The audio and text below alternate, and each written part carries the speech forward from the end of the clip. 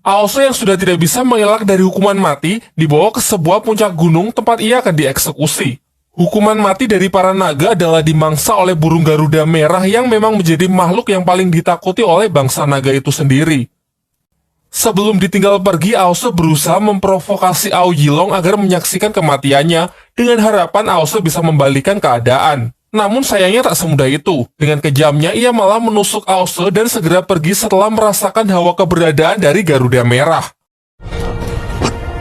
Di waktu yang bersamaan, Aoling putri Raja Naga Laut Selatan mencoba kabur karena tak ingin dinikahkan dengan putra Raja Naga Laut Utara. Namun karena tindakannya sebelumnya yang berani menerobos penjara, kini ia dijaga oleh pasukan di bawah perintah ayahnya. Ketika ia mencoba memberontak dan nyaris bisa melarikan diri, sang ayah sudah menyambutnya dengan sebuah tamparan keras. Ayahnya pun dibuat sangat marah dan memerintahkan pasukannya agar lebih memperketat penjagaan sampai putra Raja Naga Laut Utara datang. Kembali ke tempat Aoso menjelang detik-detik kematian, ia kembali mengingat masa kecilnya dengan seorang teman yang tak lain adalah Yuzong, putra dari Raja Naga Gunung Tianyu. Mereka sering menghabiskan waktu bersama dari sekedar bermain sampai menggali potensi Aoso. Yuzong merupakan anak yang sangat berbakat di suku naga, sekaligus satu-satunya orang yang sama sekali tak memandang rendah Aoso. Suatu ketika, Yuzong menceritakan mengenai Garuda Merah yang menjadi musuh terkuat dari suku naga sejak ribuan tahun silam. Kekuatan dahsyat dan pertahanan super kuat membuat Garuda Merah sangat ditakuti oleh bangsa naga. Menurut legenda, hanya ada beberapa orang yang bisa mengalahkan monster tersebut yang menjadi pencapaian terbesar bagi kaum naga.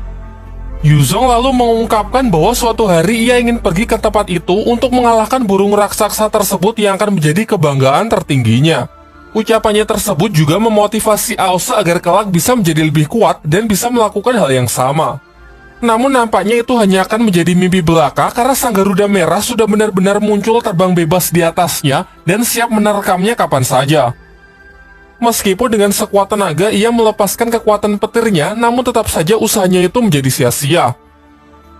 Beruntung Aoling yang berhasil kabur dari penjagaan ketat ayahnya datang untuk menghancurkan rantai yang mengikat Aoso. Sebagai gantinya, Aoling meminta agar Aoso membawanya pergi kemana saja asalkan ia tak bertemu dengan ayahnya lagi. Lantas mereka berdua pun segera bergegas untuk lari dari tempat berbahaya tersebut. Sayangnya monster yang mereka hadapi memiliki kecepatan yang luar biasa, dengan sekejap ia mampu menghadang mereka. Aoso yang sadar tak bisa bergerak lebih cepat dari Garuda Merah melarang Aoling agar berhenti berlari. Ia pun berencana memukul mundur monster tersebut lalu mencari kesempatan untuk kabur. Kita lalu dibawa kembali flashback. Diperlihatkan Aoso kecil bersama Yuzong tengah melihat Garuda Merah untuk pertama kalinya. Yuzong meminta Aoso agar tak takut karena tak mungkin monster itu bisa menghampirinya turun ke bawah. Ia juga mengatakan kalau dengan petir merah yang dimiliki Aoso berpotensi besar menjadi sangat kuat yang nantinya bisa ia gunakan untuk menaklukkan Garuda Merah. Semenjak saat itu, Aoso selalu memikirkan perkataan dari sahabat baiknya tersebut. Namun ia merasa pesimis kalau bisa melakukan hal itu. Mengetahui Aoso yang memiliki keinginan mengalahkan Garuda Merah dimanfaatkan oleh anak di akademi yang ingin mencelakainya. Ia pun membual dengan menunjukkan sebuah bulu burung lalu mengatakan kalau bulu itu ia cabut dari tubuh Garuda Merah. Kini setelah mendapatkan bulu tersebut, ia sudah diakui sebagai naga yang pemberani. Aoso yang sangat polos dengan mudahnya mempercayai cerita tersebut. Melanjutkan cerita bohongnya, anak jahil itu kemudian mengungkapkan cara ia mendapatkannya, yakni saat fajar Garuda Merah akan keluar untuk menikmati sinar matahari pagi, lalu tertidur sejenak sehingga saat itulah waktu yang tepat untuk mencabut bulu di tubuhnya. Malam harinya, Aoso pun memutuskan untuk melakukan hal yang sama. Karena dorongan untuk membuat bangga serta membuktikan dirinya kepada sang ayah, anak-anak lain dan juga teman baiknya Yuzong. Sebelum fajar, berangkatlah ia ke puncak gunung untuk mencari Garuda Merah. Sementara itu, teman-teman jahatnya tertawa puas setelah mengerjai Aoso dengan cerita palsu dan sebuah bulu yang sebenarnya hanya bulu ayam yang disusun sehingga terlihat besar. Untungnya Aoling mendengar pembicaraan mereka. Lantas ia pun segera memberitahukan masalah ini kepada Yuzong. Aoso yang ingin diakui sebagai naga pemberani mulai panik karena ternyata Garuda Merah tidak tertidur, justru siap menerkamnya.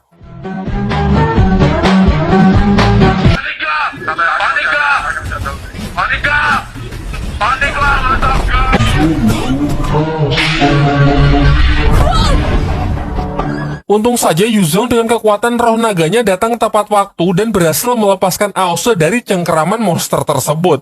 Ia pun memarahi Aose yang sangat bodoh dengan mempercayai cerita konyol yang mengatakan Garuda Merah akan tertidur. Kemudian ia menyuruh Aose supaya segera pergi. Sementara ia akan menjadi pengalih perhatian dengan melawan Garuda Merah tersebut sendirian. Dengan kekuatan penuhnya, Yuzong berhasil memukul mundur Garuda Merah dan Aose memiliki kesempatan untuk membawanya lari dari tempat berbahaya tersebut.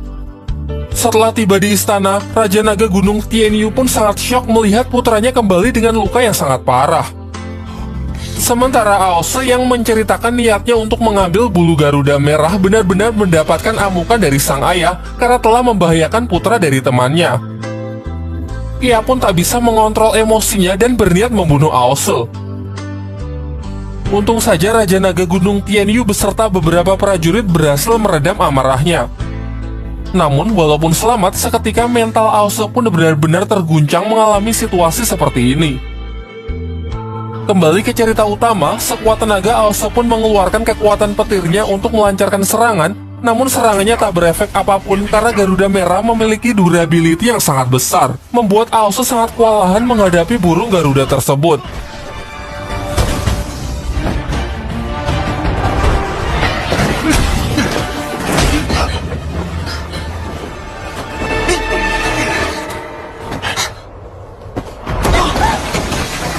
Sampai mereka lengah membuat Aoling nyaris dimangsa oleh Garuda Merah. Seketika Aose pun bangkit dengan seluruh sisa kekuatannya berhasil melepaskannya.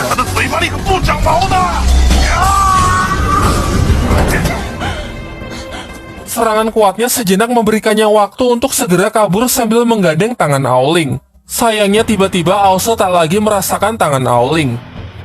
Dan benar saja karena Aoling telah tertangkap yang kemudian langsung ditelan hidup-hidup oleh sang Garuda Merah. Menyaksikan hal itu membuat Aose benar-benar terpukul. Keadaan pun kian memburuk karena 3 monster sekaligus datang mengepungnya. Sontak emosi Aose pun memuncak karena telah kehilangan salah satu orang yang sangat ia percaya.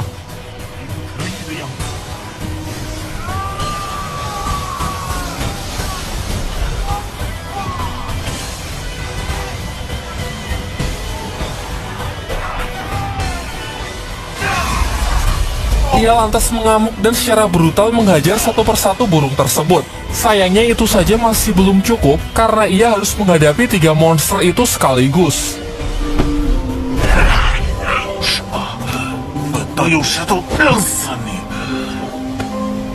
Sampai akhirnya ditelan rasa putus asa, sebuah kilatan petir terlihat di langit menandakan ada yang datang untuk menyelamatkannya. Di tempat lain, rombongan Biksu Tong dalam perjalanannya akan segera tiba di wilayah dari Siluman Kerbau, sebuah tempat hijau yang dipenuhi oleh padang rumput. Ia menceritakan kepada Bailang bahwa klan Kerbau adalah salah satu klan siluman terkuat di Jalan Iblis. Namun mereka tak memakan manusia dan cenderung lebih ramah. Diceritakanlah dulu saat perjalanan pertama. Cupatke yang lamban secara tak sengaja menyandung salah satu bangsa kerbau yang sedang sekarat. Ia menunjukkan sebuah gelas berisi minuman yang telah meracuninya. Namun tak lama setelah itu, pasukan kerbau yang dipimpin oleh sang Raja Kerbau bernama New Moren datang dan mereka pun salah paham dengan menganggap kelompok Biksu Tonglah yang mencelakai siluman kerbau tersebut. Pertarungan pun tak terhindarkan.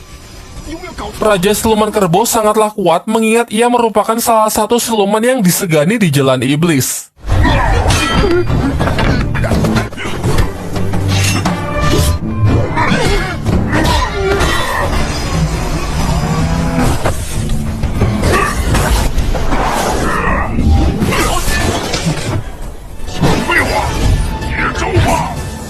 Diperlihatkan kekuatan dan kecepatannya mampu mengimbangi Sun Wukong.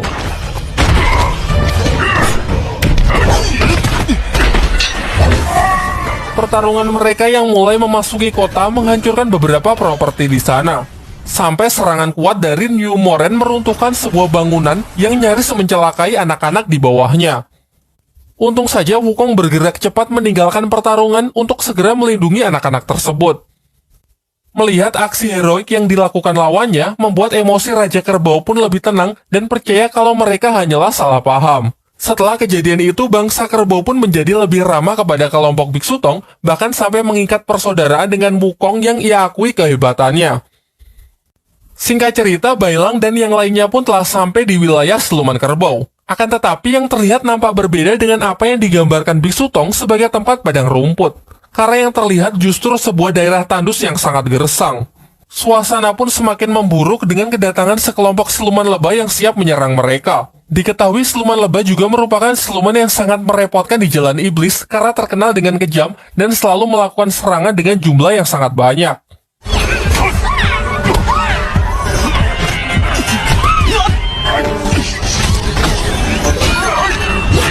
Terlihat kelompok Biksu Tong yang sangat kewalahan karena mereka jelas kalah dari segi jumlah.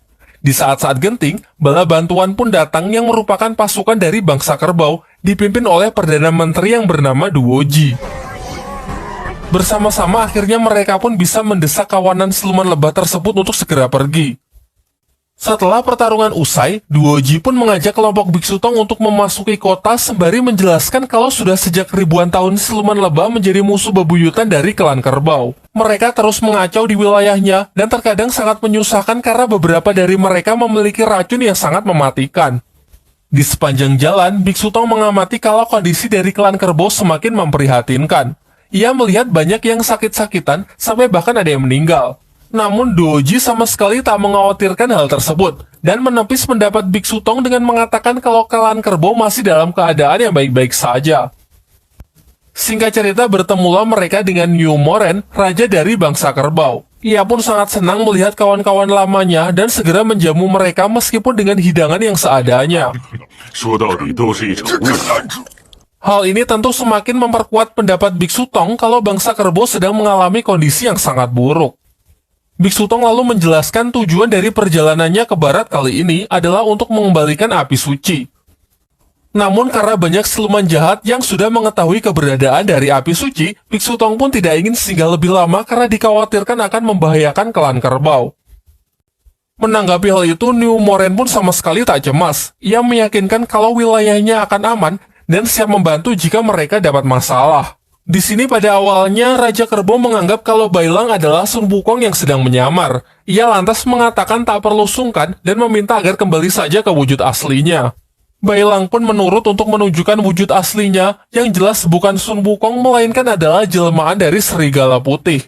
Biksu Tong lalu menjelaskan kalau Bailang adalah murid barunya, sedangkan Sun Wukong sudah lama terbunuh dan jiwanya pergi ke alam bawah dengan harapan supaya bisa terlahir kembali. Mendengar hal itu, Raja Kerbau pun sangat kecewa karena ia dan Sun Wukong sudah mengikat persaudaraan. Selain itu juga ada masalah lain yang sangat ia khawatirkan. Dahulu ia sangat terpukau melihat kehebatan Wukong dan sifat heroiknya. Lantas ia memperkenalkannya kepada adik perempuannya yang membuat sang adik jatuh hati pada pandangan pertama. Sayangnya karena masih ada misi yang harus diselesaikan, rombongan Biksu Tong pun segera kabur dari tempat siluman kerbau. Semenjak saat itu, sang adik kerbau pun sangat sedih dan selalu mengurung dirinya di kamar selama berbulan-bulan berharap Sun Wukong bisa kembali. Hal ini membuat Raja Kerbau menggunakan berbagai cara untuk membujuknya hingga akhirnya ia berbohong dengan menjanjikan kalau Wukong pasti akan kembali untuk menikahinya setelah berhasil menyelesaikan misi mengambil kitab suci. Itu sebabnya ia sangat senang saat tahu rombongan Biksu Tong datang. Meskipun pada akhirnya ia sangat kecewa karena Sun Wukong yang tak bersama mereka. Lalu sang Raja Kerbau meminta agar Biksu Tong bersedia membantunya untuk membujuk sang adik agar merelakan kepergian Sun Wukong.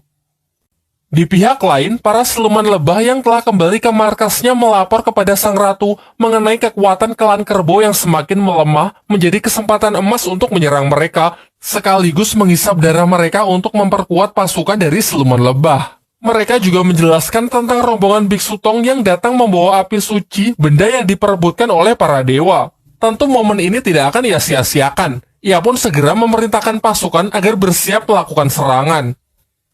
Kembali ke tempat rombongan Biksu Tong, berita mengenai kedatangannya sudah terdengar di telinga adik siluman kerbau, membuatnya sangat senang untuk segera pergi menemui mereka.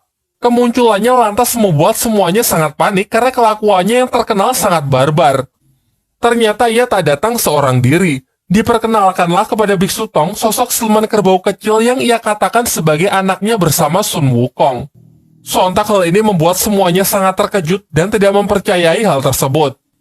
Terlihat si anak yang pemalu itu memiliki ekor kera yang meyakinkan kalau ia benar-benar anak dari Sun Wukong. Kita kemudian dibawa flashback ke 20 tahun yang lalu. Kala itu, Raja Kerbau mengadakan sebuah pesta minum-minuman bersama Sun Wukong sembari menceritakan mengenai adik perempuannya. Raja Kerbau kemudian meminta kepada Sun Wukong agar membujuk sang adik yang selalu mengurung dirinya di kamar karena masalah kepercayaan diri. Singkat cerita, besoknya Wukong datang ke tempat adik kerbau yang terdengar suara piring-piring pecah dari kamarnya. Setelah bertemu, adik kerbau malah menutupi wajahnya karena memang ia sangat malu bertemu dengan orang lain.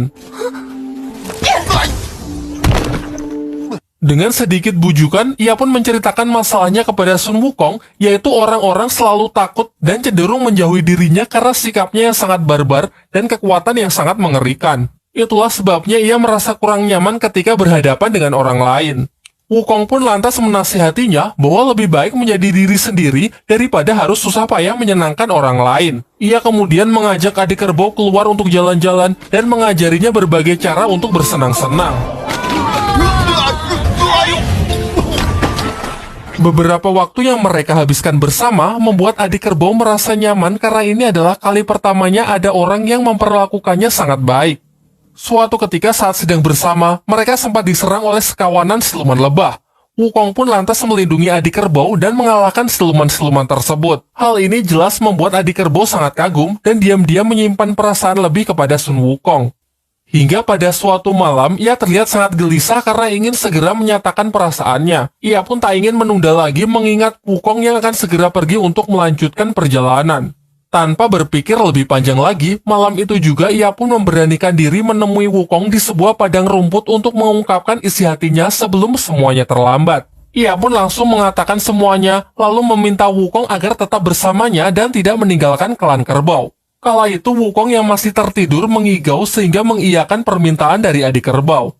Kini adik kerbau pun merasa sangat kecewa karena Wukong yang pergi begitu saja dan tak menepati janjinya. Walau sudah mendengar cerita itu, Patke masih saja tidak percaya karena menurutnya ada yang aneh dengan kisah yang ia ceritakan. Berbeda dengan Xiaoyi yang mendukung adik kerbau karena merasakan penderitaannya sebagai sesama wanita. Ia pun mengungkapkan penyesalannya telah mengagumi Wukong selama ini setelah mengetahui kelakuan bejatnya yang sudah mencapakan adik kerbau. Biksu Tong yang sebenarnya juga masih ragu mendekati anak tersebut dan mendapati bahwa ekor yang menempel itu ternyata ekor palsu. Ditambah lagi orang tua asli dari sang anak datang dan meminta agar anaknya segera dikembalikan. Kini semuanya pun sudah jelas bahwa memang Sun Wukong tak mungkin melakukan hal semacam itu. Setelah melihat rencananya gagal total, adik kerbau pun sontak menunjukkan sifat aslinya dan langsung emosi, mengamuk serta mengancam kalau ia tak dipertemukan dengan Wukong maka semuanya akan ia bunuh.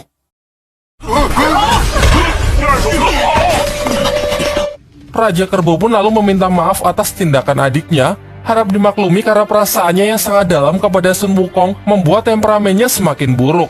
Namun Bailang malah salfok dengan luka di bahu Raja Kerbau yang nampaknya bukan luka biasa.